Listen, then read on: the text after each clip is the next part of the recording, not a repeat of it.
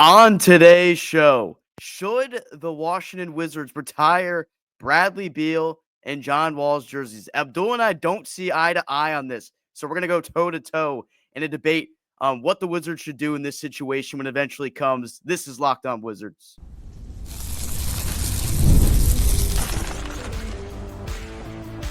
You are Locked On Wizards, your daily Washington Wizards podcast, part of the Locked On Podcast Network.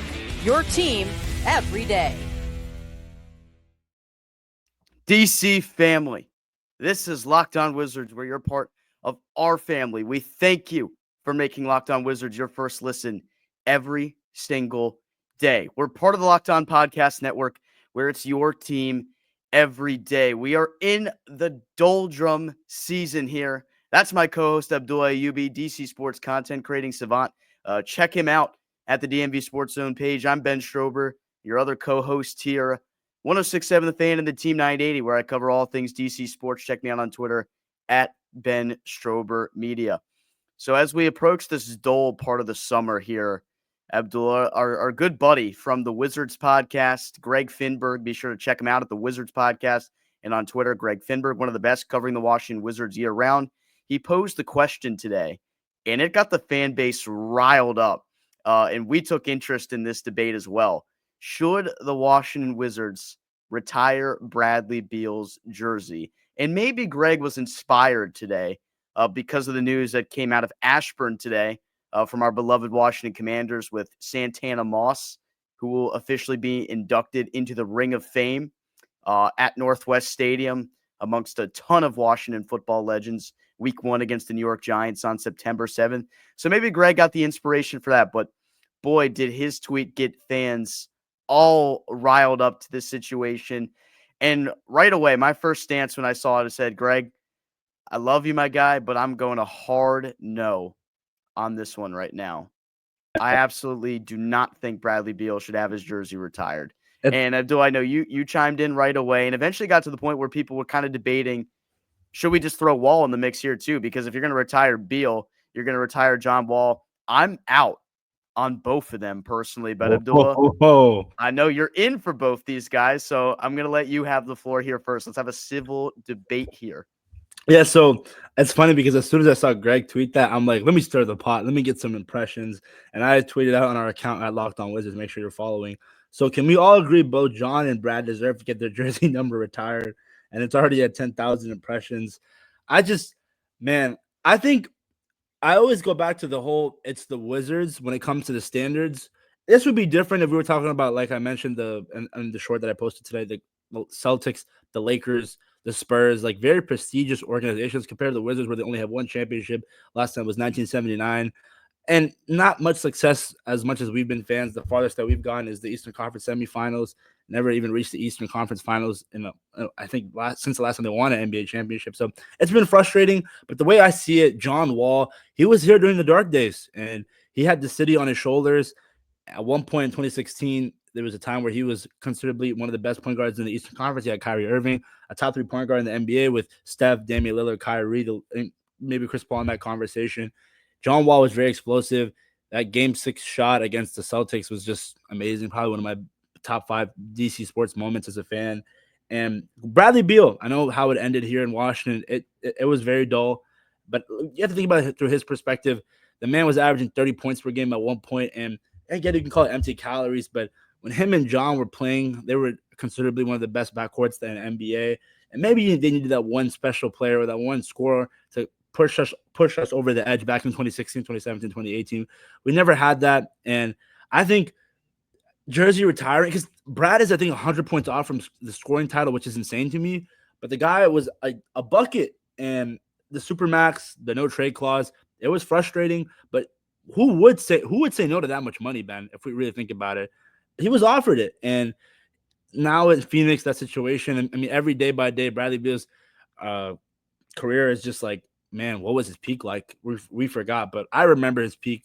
And that's my reasoning why I think both guys deserve the jersey number retired. Now, I get it. Some other Wizards legends haven't had their jersey retired. So if they haven't got theirs, why hasn't John or Brad got them? But again, it goes back to the Wizard standards, and I think they fit that criteria. And if I were to pick one of the two, I think John, but I think there's a reasonable case for Brad. Yeah, I don't want to come across as some kind of hater here because I don't think Wall or Beal should have their jerseys retired because I truly loved both of those players when they were here, and I completely have like an undoubtable amount of respect for what those guys brought to this organization, made us relevant for so many years, and there's something to be said about that. However, even with that duo at its peak, and albeit only really a couple of years because of some health things, of course, that had go down with John Wall before he's ultimately traded back in 2020. They never even won 50 games. The team hasn't won 50 games in 46 years. They didn't reach a conference finals. Just for me, to have the jersey retired, I think that's one of the most prestigious honors in all of sports, other than getting inducted into the Hall of Fame. And the Basketball Hall of Fame is a lot different than other league Hall of Fames. Like, you can make the argument that making the Hall of Fame as an NBA player is a lot different than it is for, the MLB or the NFL. But putting that aside, I think the jersey retirement is one of the more prestigious honors you can get in all of sports. And the Wizards only have 5 dudes with their jerseys retired, other than Bill Russell, who is retired by everyone. That number 6 jersey will not be worn by anybody in the NBA. But those 5 guys: Earl the Pearl Monroe, Elvin Hayes, Gus Johnson, Wes Unseld, and Phil Chenier. So when you think about the type of dudes, the pedigree that those guys have, 4 of those dudes, a part of the NBA championship team in 1978, I feel like that's the qualification for me. And I completely understand where you and a lot of fans are coming from, Abdul, with this whole, as the Wizards organization, we can't have our standards as high as other organizations because we haven't had that kind of success that the Celtics have had, the Lakers have had, other organizations that have risen to Larry O'Brien multiple times. Like, we can't put a premium on winning as much as those guys. But for me, I don't want to set a bad precedent for retiring someone's jersey for not winning anything. And I feel like in the NBA, superstar players are defined by how much they win. It's just the case. I mean, what's the main argument we hear in the GOAT conversation with LeBron and Jordan? The people that support Jordan will say he's got 6 rings, LeBron only has 4, Jordan 6-0. So you make the argument there. Winning is so important to the way people will look at the legacy of these kind of players. And for a guy like John Wall, he's the reason I fell in love with basketball. I played it my whole life because of how transcending he was, how unbelievably talented he was, and the life that he brought to this fan base. And then paired alongside Bradley Beal, man, those dudes were special. They had this city in a swirl at one point in 2017. Like, those dudes, they put their ears back and just ball out night in, night out. Some really, really fun seasons. Am I willing to put them at the top of the organization's history by retiring the jersey, though? It's one of those things where, like, number 3 is such an unbelievable number as well. Like, to get that number retired would be ridiculously challenging. As number 2, same thing. Like, I feel like those are numbers that a ton of legends around the game of basketball have done for so long. And now CJ McCollum is wearing number 3 in Washington. I just don't feel like those guys did enough in terms of success on the floor, in terms of winning, and then obviously sustaining it as well. When you look up against who they are, who the jerseys are retired in the rafters of Capital One Arena, they're just not in the same category because of the lack of success in terms of winning and getting to a conference championship, getting to an NBA finals and winning.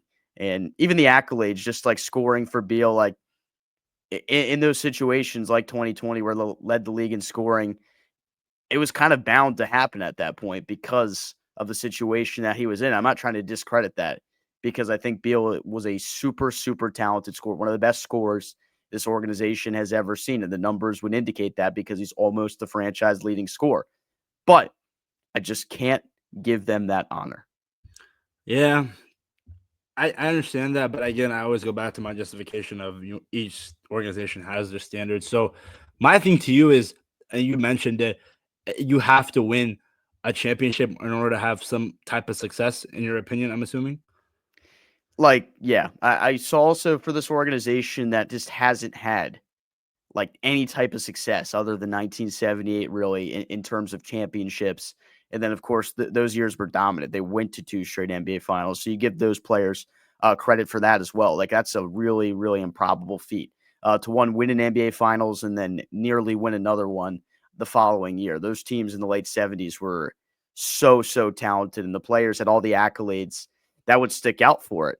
I mean, just think about the career that Wes Unseld had: an NBA champion, NBA top 50 player all time, a Finals MVP, Rookie of the Year, All NBA first team, a 5-time All Star, and then of course had a stint as a head coach and general manager. Those didn't go as well, obviously, but that's not to discredit what he did on the floor. Same thing that could be said about Gus Johnson. Played 9 seasons in Washington, 17 and a half points per game, along with 13 rebounds. Played in 560 games for the Wizards. Was 2-time All NBA defensive team, 5-time All Star.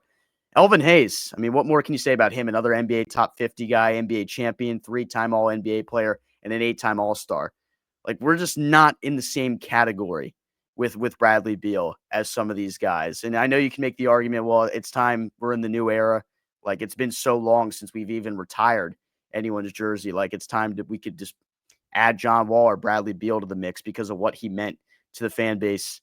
I think there could be other ways they'd honor these two dudes without maybe the jersey retirement tag being on it. But maybe that's something that's just not possible. Maybe I'm completely out of line with what I'm saying, but that's just how I feel right now. I'm putting a premium on winning because that's what I want for this organization.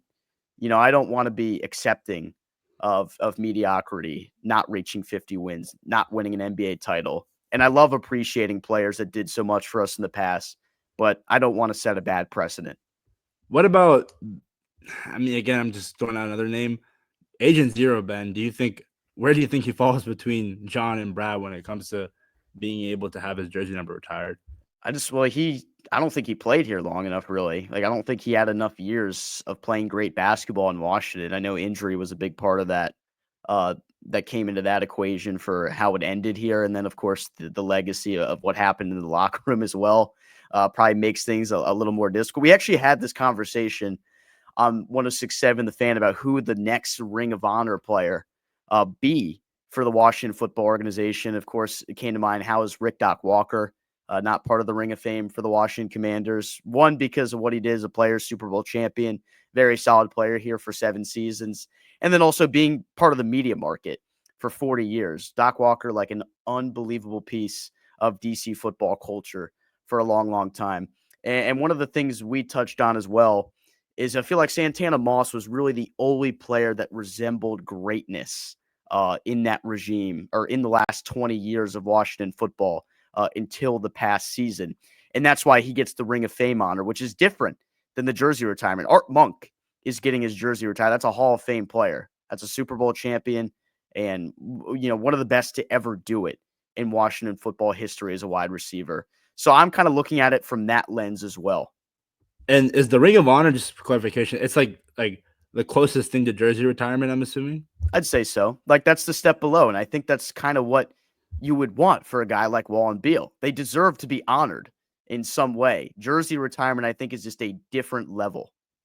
Would you agree, though, Ben, that Wall has a better case than Brad? Yes.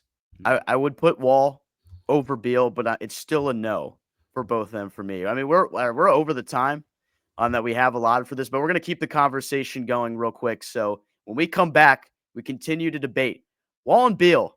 Do they belong part of the Jersey Retirement Club in DC? Locked On Wizards, stick with us. Time to fuel up and turn it up with 5-Hour Energy Transfusion. It brings the bold grape, ginger, and lime flavor to your favorite golf drink, minus the alcohol, and into a quick, energizing shot. Whether you're sinking birdies or just making memories with friends, this one's a hole-in-one for your energy game. Let's be honest, some days on the golf course or off it, you just need that extra boost to stay sharp and energized. One of the wildest shots I ever made, I holed out from 130, my first ever eagle 2 years ago.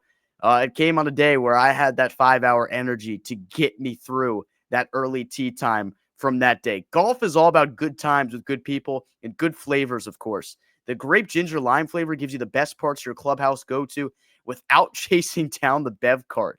If you go to 5hourenergy.com today, that is the number 5hourenergy.com. You can use my promo code LOCKEDONGOLF to receive 20% off your order.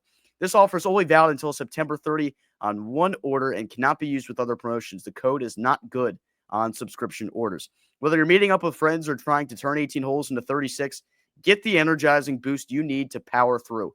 Order transfusion flavored 5-hour energy shots today.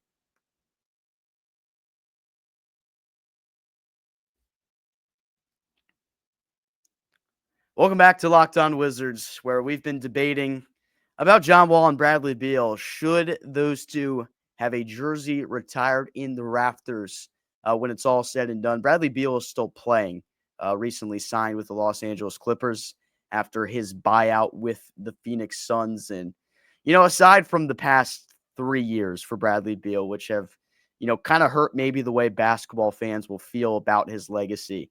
And it's a real shame because prime Bradley Beal was an unbelievable player. And I know at times I was hard on him because I felt like there were a lot of situations where he didn't come through in the clutch. There were other situations where I just wished he would have got that big bucket for this team. And of course, the way it ended here also, gave me some reservations about his time. But putting that to the side, I'm not going to let my personal beliefs on that situation. I'm not going to fault him for signing the contract either because it was unbelievable money.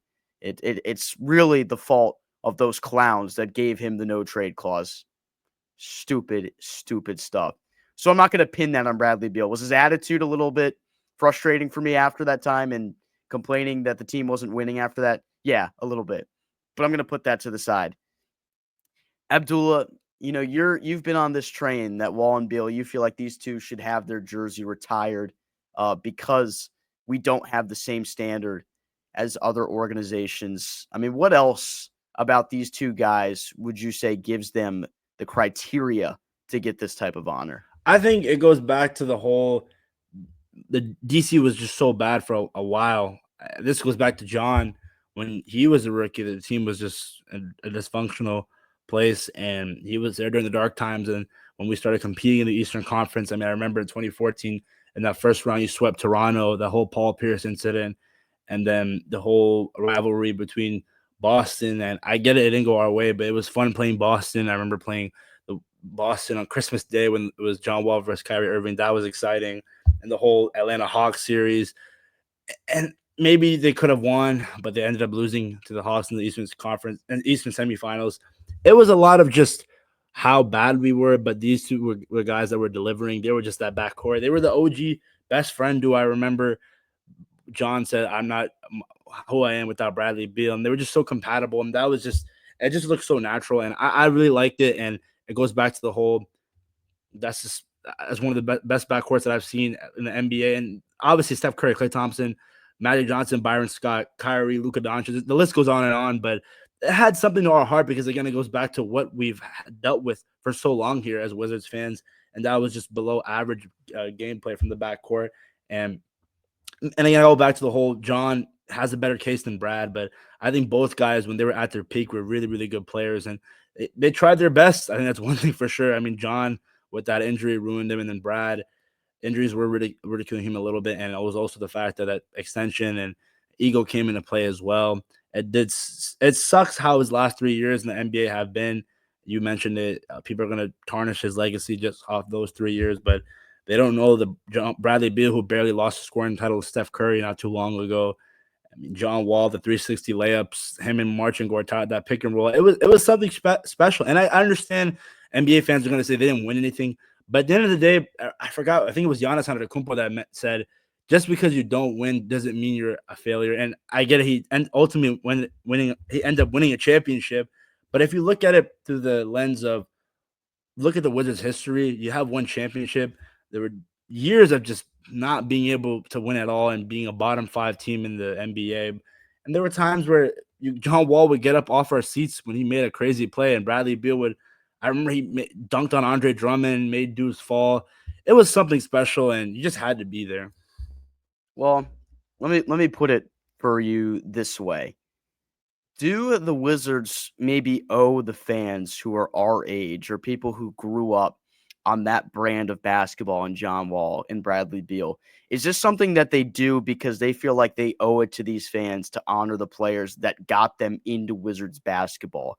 Because maybe if I look at it from that lens, I can understand it a little bit more. Because if you're a fan like us that started watching this team, becoming a diehard of this team because of John Wall, and then you add Bradley Beal into the equation for that, do you find a way to appease these fans and honor them for that? Because you could make the argument right now that without those two players, a lot of the Wizards fans that are still around throughout this rebuild, supporting the team, hoping it can get back to relevancy the way it was 7 years ago or so from now, it's because of John Wall and Bradley Beal. So if you look at it from that lens, is that the reason you feel like they have to do it as well? Yeah, John Wall was a big reason why I started watching basketball. Was my favorite player, and I think that reasoning does make sense because all those young fans we didn't watch Wizards basketball up until 2013, 2014, and throughout all the hardship, John and Brad were definitely one of the bright spots. Yeah, I mean, if it happened, I'm not going to throw a fit, not going to cause a scene and rant about it. I just don't think it should happen personally. If I were the one making the decision, it wouldn't happen. But as I always say here, I don't make any decisions. I just give my opinion on it. Ain't that Yeah. right? No, that's what's great about this. We can talk about the team itself, but it's a good thing we're not in charge because we'd be getting a lot of criticism. I wouldn't know what the hell I'm doing. I would suck if I had to pick who was on the basketball team to build a winning team. Like these dudes have hard jobs. Now ownership has a hard job to decide how they honor the legacies of John Wall and Bradley Beal when it's all said and done. Those dudes were superstars here in our nation's capital. We need another superstar to get back to relevancy. Who on this Wizards roster becomes the next superstar? We hit that in the final segment here of Locked On Wizards. Stick with us.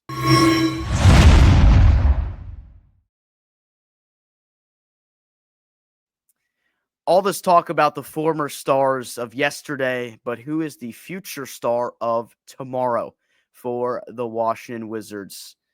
Got a nice looking young core around here in DC right now, and a lot of question marks still up in the air. Who's going to really get after it for this organization and take us back to the promised land of relevancy? Is that guy on the roster already? If so, who is it? AB, who's the next star, man? We need one.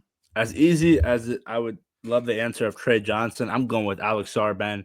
I am so freaking high on him. I think the defensive ability, him as a rim protector, it's already there. I keep going back to the 8 blocks in a summer league game, breaking a record. I get it, it's summer league, but that's just very impressive.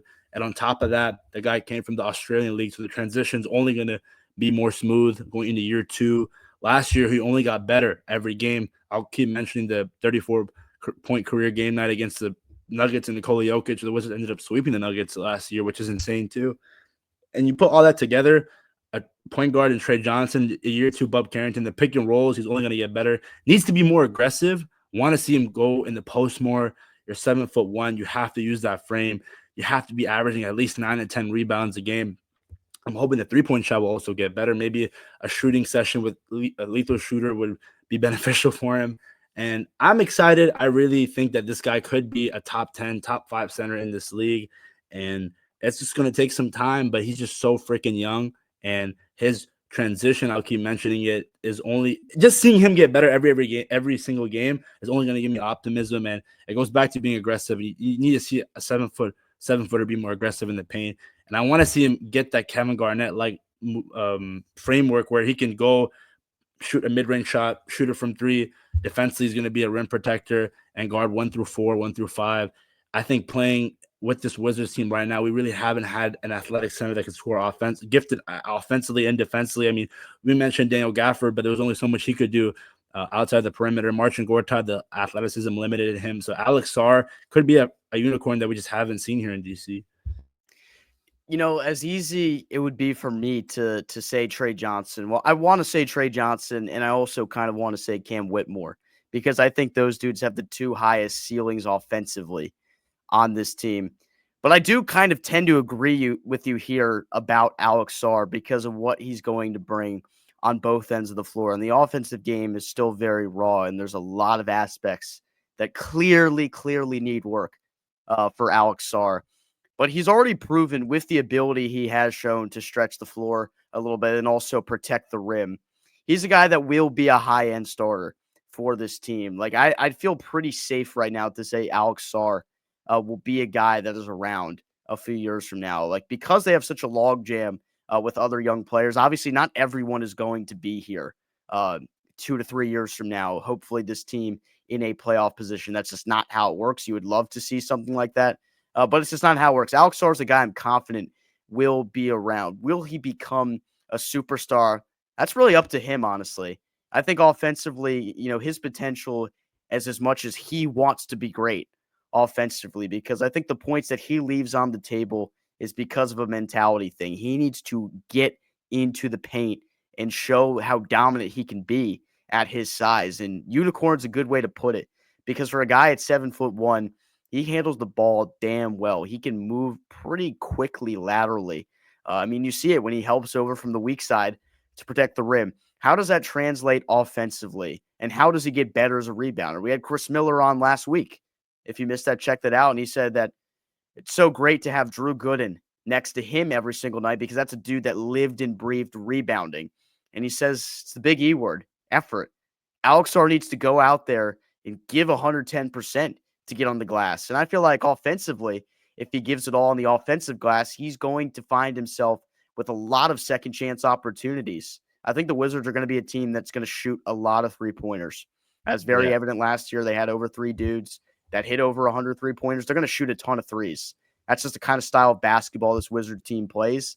When you shoot long threes, you have long rebounds. And if Alex Sarr can position himself well and pin his ears back and go and get those rebounds, he's going to feast off those second chance opportunities. And that's going to allow his offensive game to really pick up to where it could be. So I'm going to agree with you.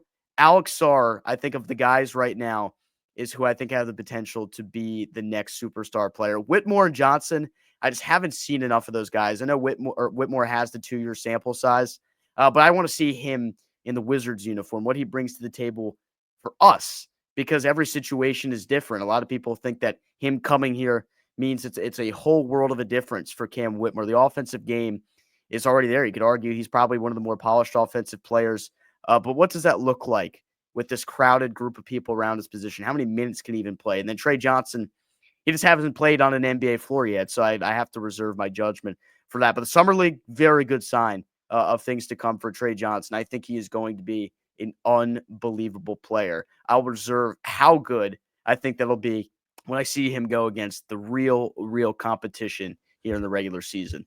I'm surprised you didn't go with Keyshawn George, Ben. I know you're really, really high on him. I am. I don't know if like Keyshawn George screams superstar to me. I think all-star level player and someone that is just uber reliable as one of your like top 3 options on this team. I don't know if he screams like superstar player just because of the way he plays. He's a guy that can spot up and shoot very well. He can create a shot off the dribble, and he can play really well on the defensive side of the ball.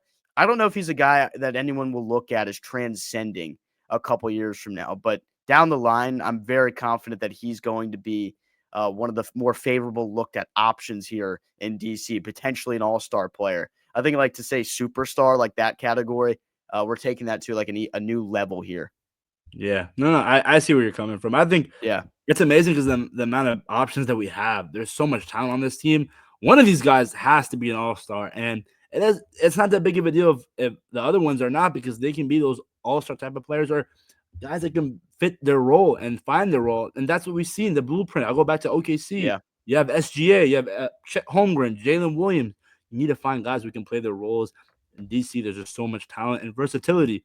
That great capital V word. That's what Will Dawkins is looking for. Traded for Ken Whitmore, Bilal Coulibaly, year 3 offensive jump that we're always talking about. Trey Johnson, rookie of the year potentially.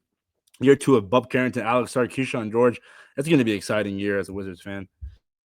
It's going to be exciting. I know today was a little bit more off the court than a typical episode, but that's just what we're dealing with this time of year. Programming note for everybody. We're now slated for 3 episodes a week, but we might still do 5 depending on what content is available. But 5 days a week is probably not going to be the case for at least the next month or so. But we'll keep everyone updated on what the status is with that. Let us know your thoughts on today's topic in the comments. Should the Wizards retire Wall and Beal's jersey? Just one, not the other. Should they not do that? Is Abdullah crazy for thinking they should? I mean, if you call Abdullah crazy, you're calling a lot of Wizards fans crazy as well, because we saw a lot of arguments for both sides. Check us out on Twitter at Locked On Wizards. If you haven't given us a follow over there, be sure to do it. We are very active on the old X app. Getting everyone engaged, getting Wizards Nation into it. If you haven't subscribed to our channel yet, come on, man, hit that subscribe button, like the video.